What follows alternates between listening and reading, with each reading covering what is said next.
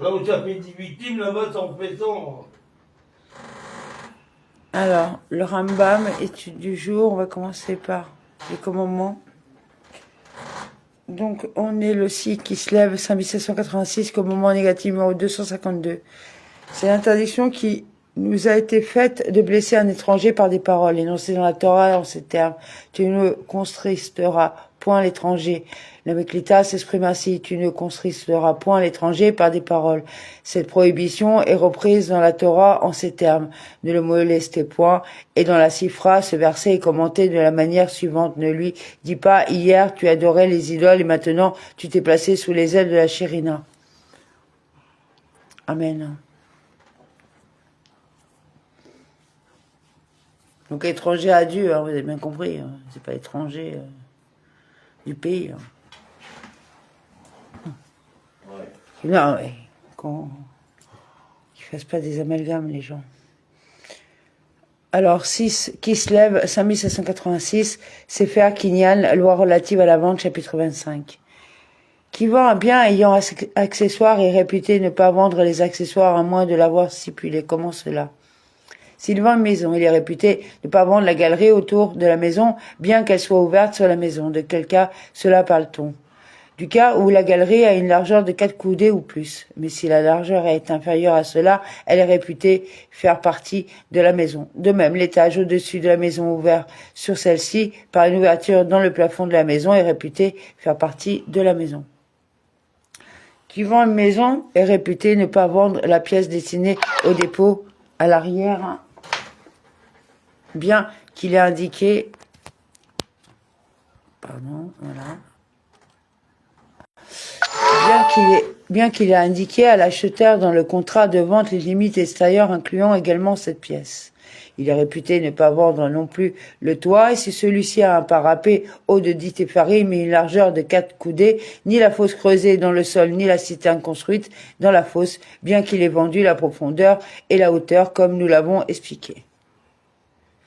Le vendeur doit acheter un droit de passage à l'acheteur pour pouvoir accéder à la fosse ou à la citerne qui a retenu, car quiconque vend quelque chose le fait généreusement.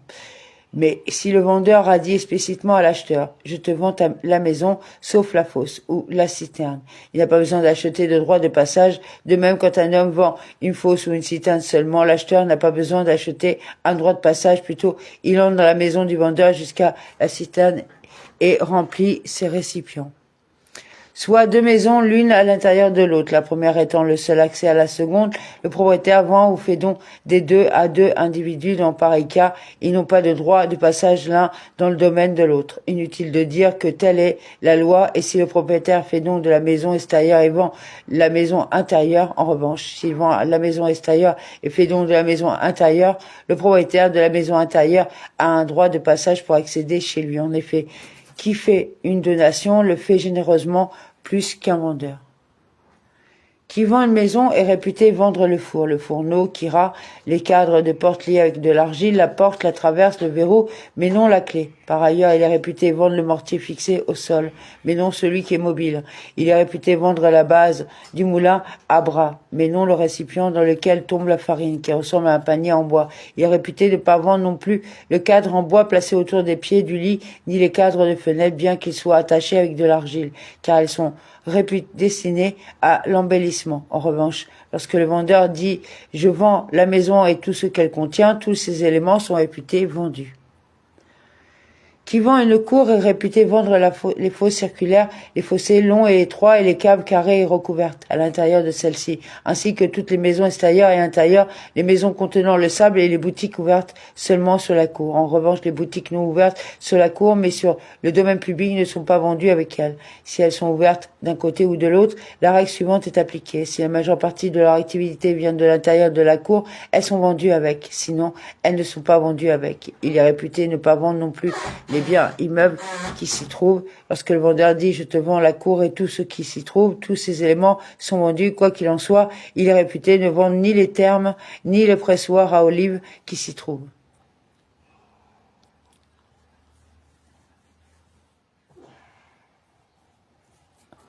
Qui vend un pressoir à olives est réputé vendre la grosse pierre fixée au sol, la meule glissante sur laquelle les olives sont broyées, les pièces en bois de cèdre qui servent de support lors du broyage des olives, les réservoirs dans lesquels s'écoule l'huile et les récipients où sont déposées les olives pilées, appelées mafrécotes. Mais il est réputé ne pas vendre la meule supérieure, la meule courante. Et s'il dit, je vends le pressoir et tout ce qu'il contient, tous ces éléments sont vendus, quoi qu'il en soit. Il est réputé ne pas vendre les blocs qui servent à presser les olives, ni la roue, la poutre de la presse, les sacs en toile, poils de chèvre et en peau. S'il lui dit, je te vends un pressoir d'olives et tous ses accessoires, tous sont vendus, y aurait-il à l'extérieur du pressoir des épiceries où les olives ou les graines de sésame sont mises à sécher avant d'en extraire l'huile. Si le vendeur lui a indiqué dans l'acte de vente les limites extérieures, il acquiert tout. Sinon, il n'acquiert que ce que contient le pressoir. Qui vend des termes est réputé vendre la pièce où se trouvent les planches sur lesquelles s'asseoir les gens quand ils sont nus. La pièce où se trouvent les récipients utilisés pour prendre de l'eau, la pièce où se trouvent les bancs où s'asseoir les gens dans la cour des termes quand ils sont habillés, la pièce où se trouvent les serviettes avec lesquelles ils s'essuient. Mais il est réputé ne pas vendre les planches même, les récipients d'eau, les bancs et les serviettes. Et s'il dit à l'acheteur, je te vends les termes et tout ce qu'ils contiennent, tous ces éléments sont vendus, quoi qu'il en soit, il est réputé ne pas vendre les réservoirs fournissant l'eau, que la vente ait lieu en été ou en hiver, ni le bûcher. Et s'il a à l'acheteur, je te vends des termes et tous leurs accessoires, ils sont tous vendus, bien qu'ils soient extérieurs aux termes. Sefer Kinyan, loi relative à la vente, chapitre 26. Qui vend le vil est réputé vendre les maisons, les fosses, les fossés, les caves, les terres, les pigeonniers, les pressoirs à olives, les bêtes hachélaïnes dans la ville même et ses alentours, les forêts entourant la ville, les champs connus comme rattachés à la ville et les parcs pour animaux sauvages, volatiles et poissons dont l'entrée fait face à la ville, bien qu'il en soit éloigné. En revanche, il est réputé ne pas vendre les biens meubles qui s'y trouvent. Et s'il dit, je te vends celle-ci et tout ce qui s'y trouve, tout cela sont vendus. Quoi qu'il en soit, il est réputé ne pas vendre les champs qui ne sont pas liés à la ville, les villages avoisinants, les forêts distantes, la partie de la ville séparée de la partie principale par la mer ou la terre sèche, ainsi que les parcs pour animaux sauvages, volatiles et poissons dont l'entrée ne fait pas face à la ville.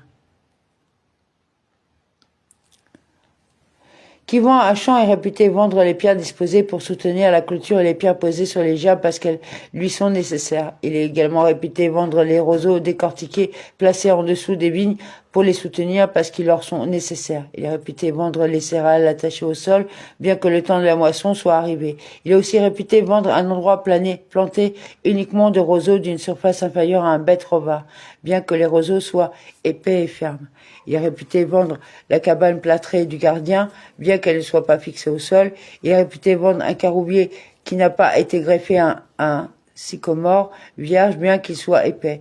Il est réputé vendre tous les palmiers qui s'y trouvent, mais il est réputé ne vendre ni les pierres qui ne sont pas encore disposées pour soutenir la clôture, ni celles qui ne sont pas posées sur les gerbes, bien qu'elles soient destinées à cet usage. Il est réputé ne pas vendre non plus les roseaux dans le vignoble qui ne sont pas posés en dessous des vignes, bien qu'il ait été décortiqué et préparé à cet effet, ni les céréales arrachées du sol, bien qu'elles aient besoin du champ pour sécher. Et s'il a dit à l'acheteur, je te vends le champ et tout ce qu'il contient, tous ces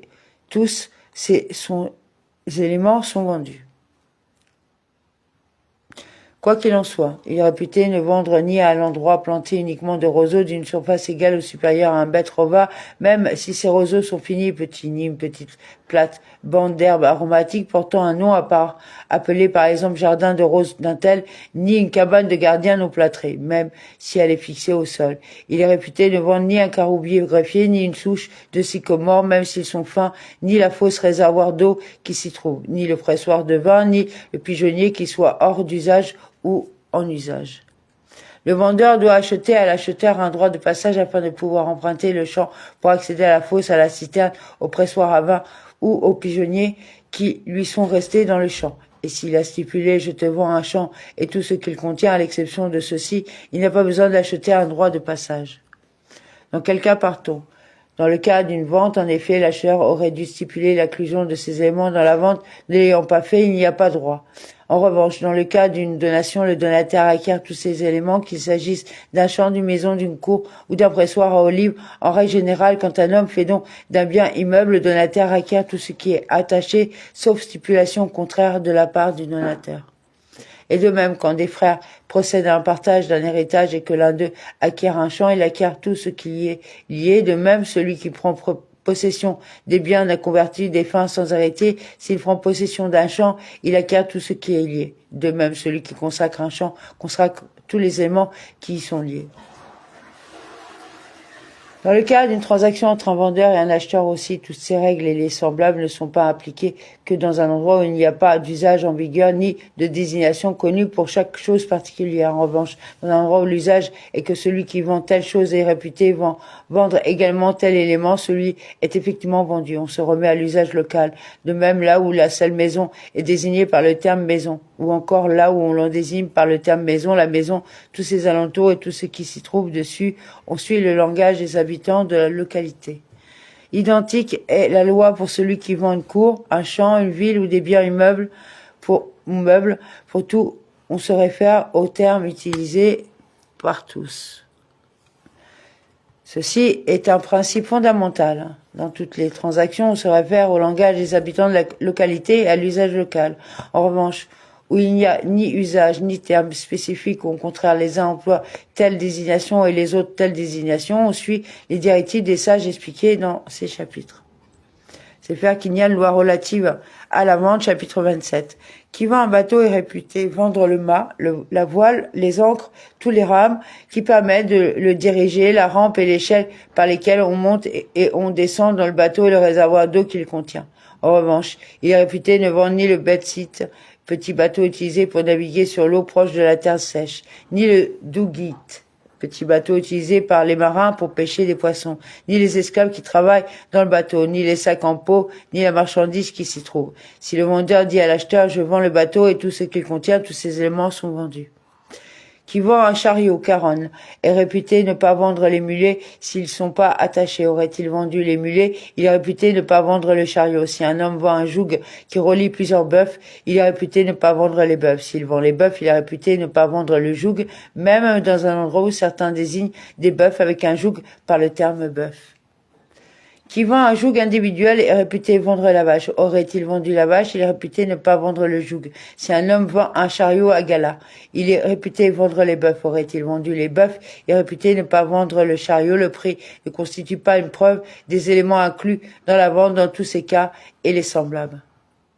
De même, un homme qui vend un âne est réputé vendre la couverture et la selle, même s'ils ne sont pas sur l'âne. Même il est réputé ne vendre ni le sac ni la selle de femme, même s'il se trouve sur l'âne au moment de la vente. Le prix ne constitue pas une preuve des éléments inclus dans la vente. Si l'acheteur commet une erreur plausible, il a la possibilité de demander la réparation de la lésion ou de la rescission de la vente conformément à la loi pour tout vendeur ou acheteur. S'il commet une erreur invraisemblable, la vente n'est pas nulle. En effet, on considère que c'est un don qu'il a fait au vendeur, il n'a pas le droit qu'à un âne sans sac. Il en va de même pour tout cas semblable, on n'apporte pas de preuve au prix.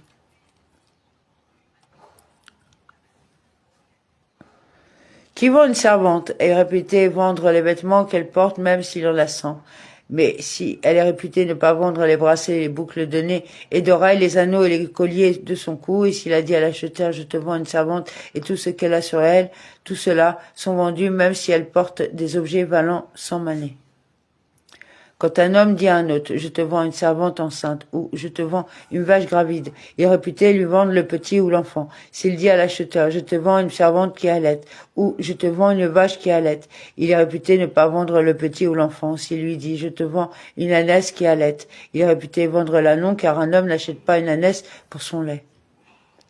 Quand un homme dit à un autre « je te vends la tête de cet esclave ou la tête de cet âne », il est réputé vendre la moitié de l'esclave et de l'animal identique est la loi pour tout organe vital, la patte avant de cet âne. Il procède à une évaluation du membre en question, identique est la loi pour tout organe non vital. Toutefois, si un homme dit à un autre « je te vends la tête de cette vache », il est réputé ne vendre que la tête car la tête de vache est toujours vendue dans les boucheries. Si un homme vend la tête d'un animal de gros bétail, il est réputé ne pas vendre les pattes. Aurait-il vendu les pattes de l'animal, il est réputé ne pas vendre la tête. Si l'on vend les poumons, il est réputé ne pas vendre le foie. Si l'on vend le foie, il est réputé ne pas vendre les poumons. En revanche, dans le cas d'un animal du petit bétail, si l'on vend la tête, il est réputé vendre les pattes. S'il vend les pattes, il est réputé ne pas vendre la tête.